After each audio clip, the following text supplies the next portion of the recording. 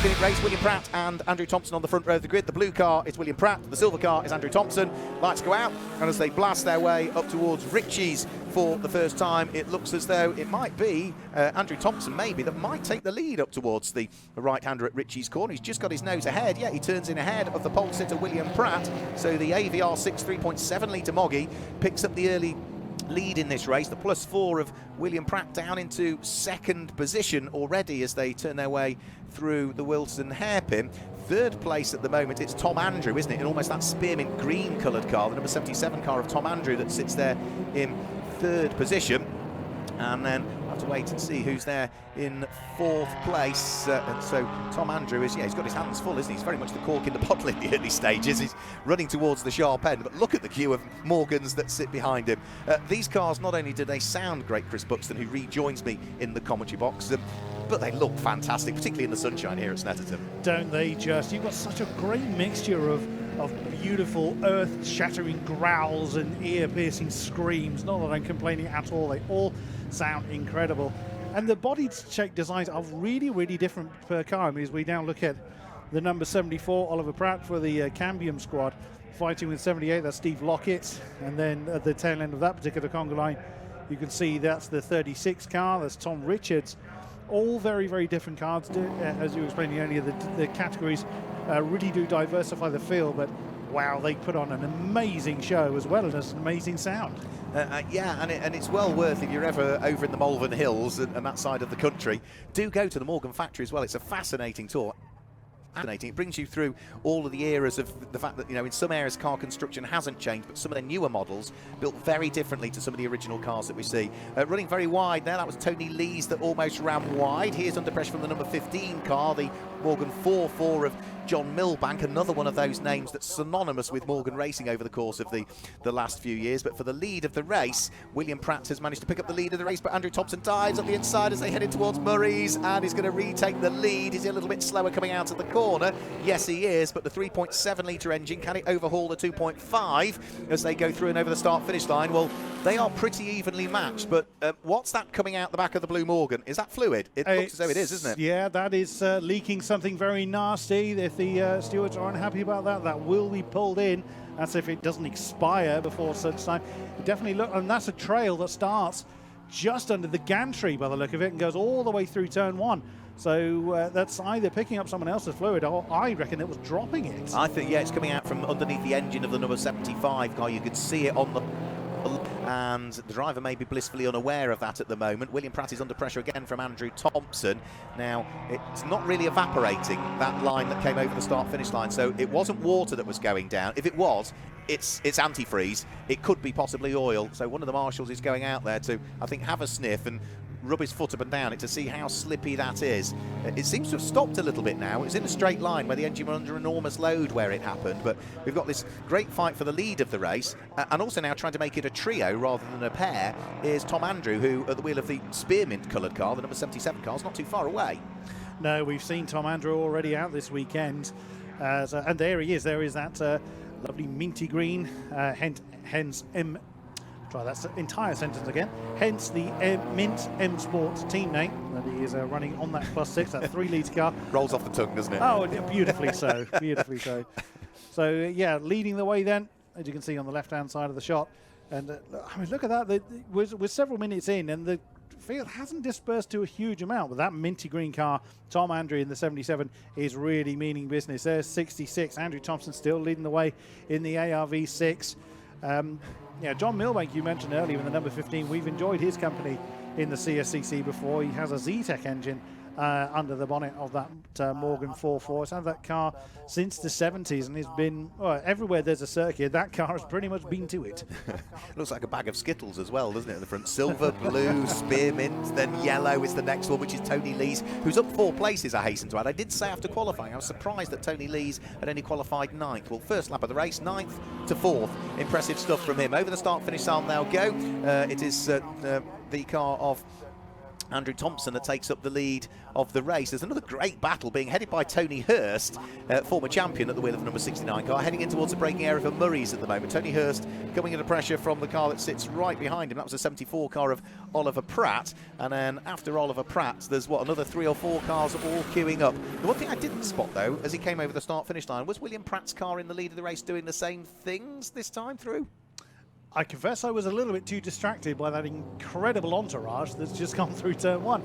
I'm not sure it is. Well, I can't imagine it can't be, because it's still keeping up pace with Andrew Thompson. It hasn't fallen away into the clutches of Tom Andrew. There isn't another line, particularly over the start-finish line, so it makes me wonder, maybe a bit of overfill or something. It was just blowing out any overfill on the first lap. Well, the marshals haven't flagged him in, so we're assuming that car is well, and it's still certainly keeping pace up the front of the field. Fastest lap belonging to, unsurprisingly, Andrew Thompson, but not by a huge degree from the 75 car behind William Pratt. But look at this wonderful, wonderful scrap going on. Yeah. Tim Parsons, isn't it, in the primrose-coloured car that's under pressure. Whilst he's trying to attack and defend at the same time, he's got Tony Hurst, as I mentioned earlier on, is a former champion, but a very busy man with his acting career as well. What is it with actors and motor racing? We've got Tony Hurst, we've got Kelvin Fletcher. There's a few of them, aren't there, that get involved in motorsport. It's always good to see them. And yeah, the primrose-coloured car of Tim Parsons, the car that's attacking him, is the +4 Club Sport in the hands of Tom Richards. So good little fight that is. It's just threading its way out of Oggies and up towards Williams, and we'll be then heading down the Bentley Straight. Next up would be number 74 as well in that, which is Oliver Pratt, and I can't quite tell who's at the back of that little squabble. I think it might be 36, Tom Richards? No, and he's the red one ahead. It might be Peter St Clair Tisdale possibly, or Tim Parsons. I think Sinclair Tisdale is the yellow, the one with the yellow bonnet, I think. Right. We'll see when he comes into shot. There again is the 45, still chasing the hooded number 69. I'm not sure that having a roof is actually an advantage in these cars, considering how hot every driver seems to get in these conditions. I'm sure the open top ones are actually enjoying a bit of free air and a bit of breathing space. We will see. I love the noise of the 87 Tony Lees. That +8 just sounds glorious. That 3.9 litres of angry British engineering rumbling past. There's the number 74, so that again is Oliver Pratt, one of the Cambium cars in the grid. There's 75. That's William Pratt, as mentioned. That's the lead battle going on. So it doesn't seem to be dropping anything else as he continues to chase after Andrew Thompson. Yeah, here he goes, Andrew Thompson heading up in towards Agostini. The blue car right behind him is William Pratt. This is for the lead of the race. They've both dispensed a little bit with Tom Andrew, who's fallen away a shade more at the wheel of the Morgan +6. That's the 3-litre car that sits there. And for Tom Andrew, he is at the moment lying second in the class. He really needs to catch up again with this blue number 75 car, which is William Pratt, because those are in the same class. They're both in Class 1 as a result of having... sorry, no, Tom Andrew is in Class 2, is he? Yes, Tom Andrew is in Class 2. He needs to catch up with the race leader, Andrew Thompson, because they both have 300 brake horsepower per tonne, whereas the blue car in the hands of William Pratt has got more grunt. He's got 430 brake horsepower per tonne, based on the rolling road calculations that were done on that car at the beginning of the season. It is still blowing stuff out, isn't it, down the straight? That's expiring. That looked like a lot of smoke suddenly there, and that was grey as opposed to brown, so it wasn't dust from the sideline. Whoop, and getting a bit slippery then, so that is still determined to drop whatever fluids the engine still got. However, no one seems to have told William Pratt. He's still giving it plenty. Yeah, I thought it might be overflow and therefore it's just blowing its excess oil out or something like that. It makes me wonder now whether there might be sort of, either a terminal engine issue that is oil pressure related, or maybe it's something like crankcase pressure or something like that. Yeah, so I think it might be. As you get more engine revs, it's building up that pressure, and is that what's blowing it out? I think scrutineers on the start-finish line are having a quick look now. It's coming out from underneath, but it's also coming out from the side of the engine as well. I think they might issue a black and orange flag for that car, largely because it is concerning. It's not going away. It's not getting a great deal worse, but something's not right. I mean, the last thing you ever want to do is have the entire engine detonate, drop every bit of fluid we had. I mean, one of the Caterhams dropped all its oil at the engine, then let go at 100 miles an hour, spitting the car into the infield and the bonnet in a completely different direction. I confess I've forgotten who that was. James Tubby yesterday. Oh, it was James Tubby's car. saw the incident, but I didn't see who it was. Number 36 getting a bit crossed up there. It's Tom Richards in the 4th car in this particular line that we're looking at, as they come over the line to start lap number 5.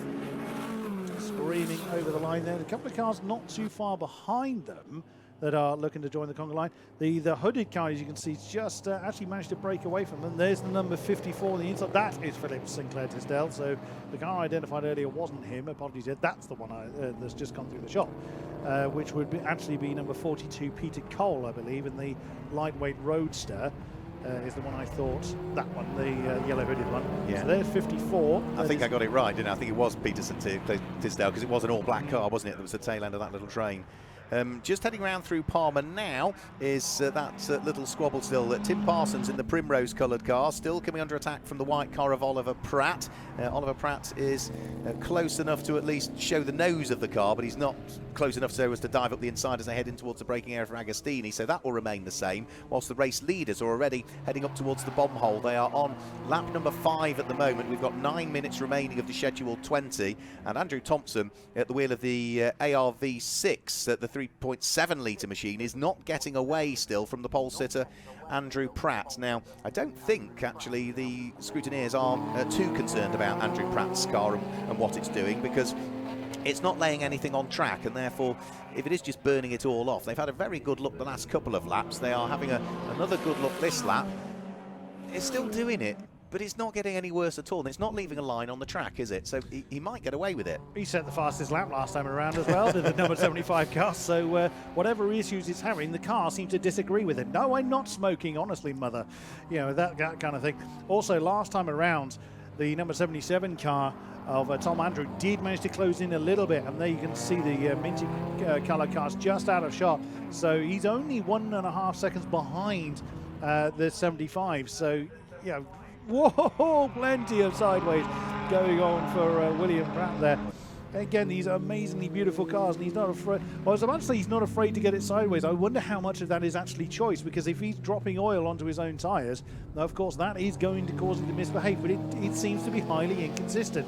There's one corner he gets a bit sideways, and the next he seems to behave himself, and on it goes, and they are actually catching one of the back markers I can see out the window. Can't see who, though. Yeah, we'll have to see as to who they might be catching, and that will mean that they've got a bit of traffic to deal with then. So the top two still with a little bit of gap between themselves and Tom Andrew that sits there in 3rd position. Out front though still is the number 66 car of Andrew Thompson.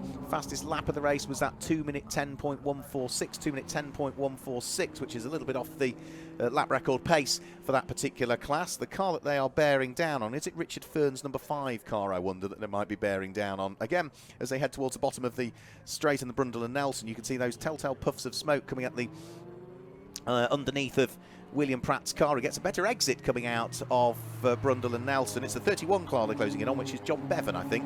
So he moves out of harm's way. Leading 2 go through, but it's also allowed the 3rd place car of Tom Andrew in that spearmint coloured car to begin to close in a little bit more. 7 minutes remaining as they head up towards Corham and on towards Murray's. Yeah, it's about 4-ish laps, depending on when they cross the timing beam. Yeah, that's the ailing number 31, or what seemed to be the ailing 31, really did disrupt the momentum of the top 3. That's bunched them up really, really nicely. Over the line they come.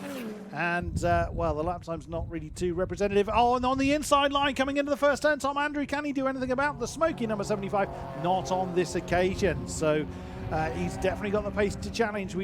He's been upsetting the top laps in the timing board, and that move has just cost him a tiny bit of momentum. Can he close in? Oh, that's a little bit deep there for Andrew Thompson. It's, you know, the chasing number 75, William Pratt, couldn't do anything about it, and that's allowed Tom Andrew to close back in again. Oh, and there again, you can see now that smoke looks like it's getting worse out of the 75. Still getting very, very squiggly coming through Palmer's. Side by side coming up to Agostini. Who is going to win out on that one? It's still the number 66, Andrew Thompson, still just about holding on to the lead, but fighting with everything he's got to hold on to that top spot. Yeah, Andrew Thompson's driving just seems to be sort of calm, cool and collected, whereas William Pratt seems to be wringing the neck of his car a little bit more. Not surprising because he wants the lead, but Andrew Thompson hasn't really put a wheel wrong. He ran wide that one occasion down at Wilson, but other than that, he has been just looking fairly sublime and not really looking as though he's under the kind of pressure that he is. They head out of Williams for the 7th time and onto the Bentley Straight. 5.5 minutes of the race remaining. Andrew Thompson in the ARV6 still continues to lead the way. The light blue number 75 car of William Pratt breathing down his neck. But it's all going to get rather busy in a moment because they head in towards Brundle and Nelson. A raft of traffic that they're going to have to deal with, Chris. Oh, brace yourself, people. Let's see how they do. That's the number 20. That's Tom Kilby. Very much gets out of the way, does as he's told. And, I mean, strictly speaking, they're not being blue flagged, but you do jump out of the way as best you can when the leaders are coming up towards you. Or you at least don't jump in their way, which is surprisingly easy to do when you're in your own fight.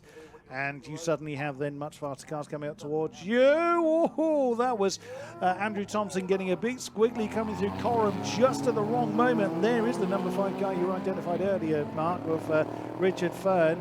But still, that hasn't disrupted the top 3 too much as they scream over the line once again with 4.5 minutes remaining. Yeah, so 4.5 minutes to go up towards Richie's corner. They'll go William Pratt this time looking a little bit defensive because he's got Tom Andrew breathing down his neck at the wheel of the spearmint coloured +6, the 3-litre car, with its roof, of course, whereas the 2 ahead are topless in that respect. No roofs, so you can see the drivers working away and see how much they sort of nod their head as they go into the corner and wrestle these fantastic Morgans around the Snetterton 300 circuit. That little squabble for 2nd and 3rd has all of a sudden just allowed the race leader Andrew Thompson to break away by the very slightest degree. It has for the time being, but time and again when any one of these 3 have gotten an advantage, the other 2 chasing have closed that back down. We'll see if he's able to continue that momentum. Into Agostini, again, the 75 car, kicking up a little bit of dust, or at least smoking a little bit. I think that smoke is getting a little bit more persistent. With only 3.5 minutes to go, he's doing what he can to get every bit of life out of it. And there you go. You now see that William Pratt has closed back in on Andrew Thompson as we come through Hamilton. Wow, really on his case then, heading up towards Williams. And that's actually left the minty green car behind. So now again the lead battle resumes essentially, not that it really abated, but it is Thompson and Pratt for the top spots. Again, they're going to be looking to be side by side. Quite why they've got the lights on is a bit of a mystery, but either way they feel it gives them an advantage. And no challenge coming down into Brundle, but still the battle rages on. Yeah, so through the first sector of this lap, we saw that Thompson was quicker by 0.4 of a second than Pratt, but through the middle part of the lap, it's 0.4 of a second the opposite way. So the upshot is they're not going to be separated by a great deal more at the end of the lap than they were at the beginning of it, albeit there's been ebbing and flowing in between still. So they're just coming up towards a conclusion of the lap. There's still, for those further back marker Lapri that needs dealing with as well. And we've got the number 62 car of Tom Grigsby, who is about to be gobbled up by some further faster traffic, but he's still having his own little battle, isn't he, with Richard Fern, the number 5 car that lies ahead as the race leaders work their way over the start-finish line. They will be heading on to their final lap of the race next time through the top 3, whereas up towards say Murray's at the moment at the end of the lap, the number 62 car, which is, as we say, Tom Grigsby fighting away with the likes of Tony Kilby, and I think Phil Merson is in on the mix as well. Arsenal fan, you see, that's why.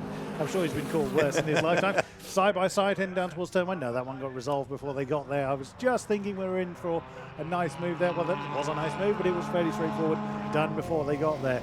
And there's that smoky number 75, still misbehaving and still pressing on. I say he was misbehaving, he was fastest man on the last lap by about 1/10 of a second over Andrew Thompson. And there's the minty green car again, falling a little bit behind. That's lap traffic that they've just gone past. The top 3 are some 40 seconds ahead of 4th place 87, which is Tony Lees in his +8. So they're not going to be under any immediate pressure. Here is the battle that we were just looking at. That's the 26, Greg Parnell, and the treble 6 of John Richards in a wonderful fight for. What are they fighting for? That is, well, Richards is in 13th, and the other one is actually in 18th. They're not actually fighting for position at all. They're just arguing over the same bit of track. But, well, fair enough. They're having a lot of fun and giving us some entertainment along the way. And, wow, you can really see that Tom Andrew had fallen off the back. Oh, the tyres just misbehaving, something awful now on that 75 car. The right foot remained planted through the firewall for William Pratt, still continuing on his merry way. One more lap to go. Will it hold on?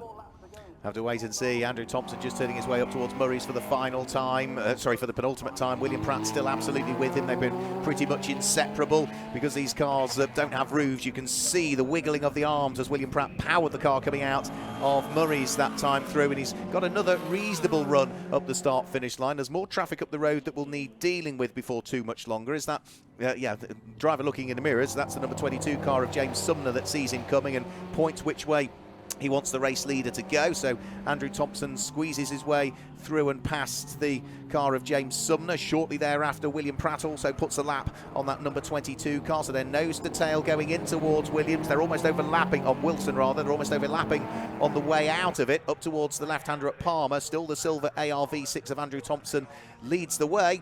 William Pratt is running out of time. He's running out of opportunities, but he's still in exactly the right position to pounce should the opportunity present itself. And potentially running out of fluids if that engine is going the way we think it is. But this is where that 75 car's been really, really strong. It's in that middle section. It's certainly set up for the cornering efficiency over his prey of Andrew Thompson. So, and again trying to use the inside of Hamilton. That's brave, but it's not a big braking zone there. So look how much that's cost him. And now the advantage is going to go back the way of Andrew Thompson onto the Bentley Straight, is where all the horses can be deployed. Is that going to be the final opportunity? If Pratt can hang on to the back all the way down the straight and try and make it would be hell of a lunge to try and make a move into Brundle side by side, but is he going to have enough grunt to do it? We'll have to wait and see. William Pratt and Andrew Thompson absolutely together heading towards Brundle and Nelson. Andrew Thompson still has a lead as they flick their way through Brundle up towards Nelson. It's still Andrew Thompson from William Pratt. All we've got now is the bomb hole and Murray's to deal with after they've got to Coram. And again, William Pratt is sort of moving one way, moving the other. It's not really an overtaking opportunity through the bomb hole, but I think he's trying to do anything to try and put off Andrew Thompson to see if there's any sort of chink in the armour as they turn their way through Coram and up towards Murray's for the final time. Andrew Thompson still having to work hard, still in his wheel tracks are William Pratt. It's going to be the run to the line that will decide it, but a good exit coming out of the corner might be enough for Andrew Thompson. William Pratt is coming back at him and might just have his nose ahead on the charge to the line, and he has got his nose ahead. It's going to be a win for William Pratt, who really managed to just secure that on the run coming out of Murray's. He was that little bit quicker, had that bit more momentum. He sat in the slipstream of Andrew Thompson, jigged out from behind to the left-hand side of the circuit and claims the win, Chris, by the huge margin of 26 thousandths of a second, 0.026. Truth alive. To put that in perspective, it takes the average person a tenth of a second to blink. So that is how close that was. You literally could not have left that any later, Mr. Pratt, but well done. A great effort there for the number 75. It hung on. I mean, will we see it again for race 2 will be a telling sign on if the car was indeed misbehaving, but absolutely wonderful stuff. Yeah, brilliant stuff. So I think Chris is going to go down to try and chat to some of the drivers and see whether we can pick up on some of the reaction. I'm sure they will know who the winner is. Sometimes it's so close, the drivers don't know when you chat to them, but I suspect they do know. It was ultimately the pole sitter that just came through to grab the victory. Still a few more cars flashing their way over the start-finish line on what was a very, very entertaining first Morgan Motor Company race. Of course, we also saw Tom Andrew finish in a solid third place. Tony Lees, who qualified a little bit out of position actually, and climbed from 9th to 4th at the end of the first lap, but didn't gain another place after that. He was seen to have been stuck there. John Milbank, Brent Sindercombe already having taken the checkered flag as they finish in 5th and 6th places respectively. So let's just confirm the results. William Pratt wins by the huge chunk of 26 thousandths of a second. Andrew Thompson finishes in 2nd place, but still wins his class, with Tom Andrew finishing in 3rd place and Tony Lees in 4th. John Milbank completing the top 5. Brent Sindercombe won his class, finishing in 6th position. 7th place went the way of the number 78 car of Steve Lockett, who also won his class, with Tony Hurst finishing in 8th place, Tim Parsons in 9th place, and Oliver Pratt completing the top 10. Outside of the top 10, in 11th position, it was Tom Richards. Peter St Clair Tisdale finished in 12th place, and 13th place went the way of the number 42 car of Peter Cole. Then in 15th place, Simon Sherry finishes ahead of Tim Parnell, with John Britley 17th place. 18th place went the way of Tim Grigsby. 19th place was Phil Merson, and completing the top 20 was Tony Kilby. Outside of the top 20, the final 3 finishers: Richard Fern, John Bevan, and the number 46 car that finished in last position was Phil Thomas. He was the only car, I think, throughout the whole race that had a problem and had to retire. So that's the first of 2 Morgan Motor Company Challenge races that we've got here. We are back to CSCC Series next, with 2 races coming up for the Adams and Page Swinging 60s. The first of those coming up next will be for the Group 1 cars. Those are the largely smaller engine capacity cars. Then we'll move on to a separate race for the Group 2 cars. And after that, we'll be back for more action from the Morgan Motor Company Challenge here at Snetterton. So I think Chris has made his way down in towards the Parc Fermé area to gauge some reaction from William Pratt and Andrew Thompson, and hopefully Tom Andrew as well, who was right up there in the early stages, but just faded away a little bit in the end in 3rd position, and ultimately, rather than being with the lead pair, he dropped away, what, 6.5 seconds adrift from them in the end. But what a charge it was, and what a run to the flag that netted William Pratt the first win of the season in the Morgan Motor Company Challenge. He'll be as pleased as punch, I'm sure, when we gauge some reaction from him very, very shortly indeed.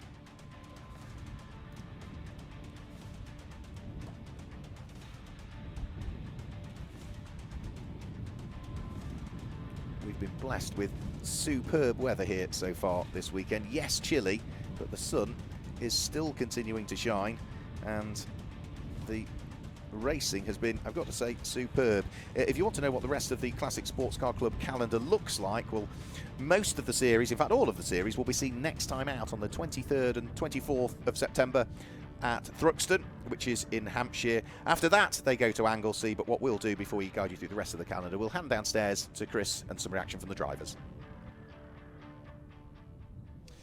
Down here in Winner's Circle, we have our 3 magnificent Morgans. Well, we indeed have the entire field of Morgans down here, but right there with us in the scrutineering bay as the GB4s are beginning to pack down, so they've got the lion's share of the holding area. Here we've got number 66. It is Andrew Thompson.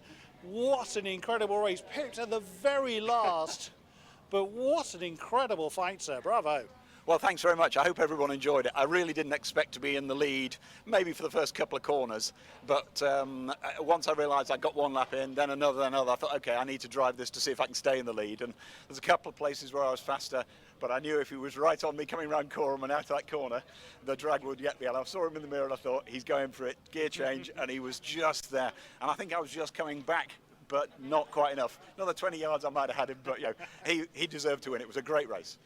Absolutely, and you really didn't put wrong. I mean, other than the fly collection on the front, it looks immaculate. So the car didn't fail you, but it was the fan was buzzing away. So did it get rather warm? Yeah, it did get fairly warm, as did I. It was, but you know, I was on it the whole time. I think in the first lap, actually, Will actually lost one of his belts. So first lap, just after the S's, there was a small puff of something, and this rubber thing bounced off my helmet. And I thought, well, I'll just carry on. He might have run over it, but I think he may have had a bit of a challenge. But other than that, my car ran absolutely flawlessly. And long may it continue. Thank you very much, Andrew Thompson, for joining us, and a wonderful podium. What a fantastic race that we saw. Now the driver of number 75. He's being congratulated. Well, the 2 drivers congratulating each other. William Pratt. Yes. Indeed, you are. Oh, indeed, you are. You know that. So, wow. Talk about leaving it to the last second. Yeah, sir. God, it was intense. My dad, before going out, he told me my car has like the speed, so he just said like wait out, don't do anything heroic, just kind of wait till the end of the race, and well, not at the end of the race, but wait till the straights and then like choose the right moment. So it was very intense. The ending as well. I was worried because every time going down the straight, my car would have smoke in the bonnet, and I didn't have a clue what was going on. And it's not looking good at the moment, so I need to take it to the engineers as soon as possible. But Yeah, several times. I particularly thought your engine was going to go bang. Really? We did see a bit of a trail on, I think it was lap 2, but then all it seemed to do was smoke. You weren't losing any pace, but you were certainly very squiggly at certain times, particularly coming out of Nelson. there was one point where I so almost spun it, and I just managed to get it back around. My hands almost went off the wheel trying to get it back around. But yeah, it is leaking at the moment, so I kind of need to get that fixed as soon as possible. Oh, we shan't delay you. Wonderful win. Congratulations. That's car number 75. That's William Pratt that has come out to join us. And see if we can get the driver of the 77, Tom Andrew. Tom, there you are. So, quickly then, before I get told off. Yep. Again, a solid race. You've got a busy weekend. We've seen you already, and we're going to see you again in the second race. Yeah, busy all day in the E-Type and then with the Morgan, but this thing's great to drive. It's a brand new car for us, so just managing the day and the heat of the car and just trying to manage the tyres for it for the second race. Awesome stuff. Well, very much look forward to seeing you in the winner's circle for race number 2 later on. Let's hope so. Thank you very much. Great race. Now it is time for the Adams and Page swinging 60s. They've left the paddock. It is time to throw back up to Mark Werrell in the commentary box.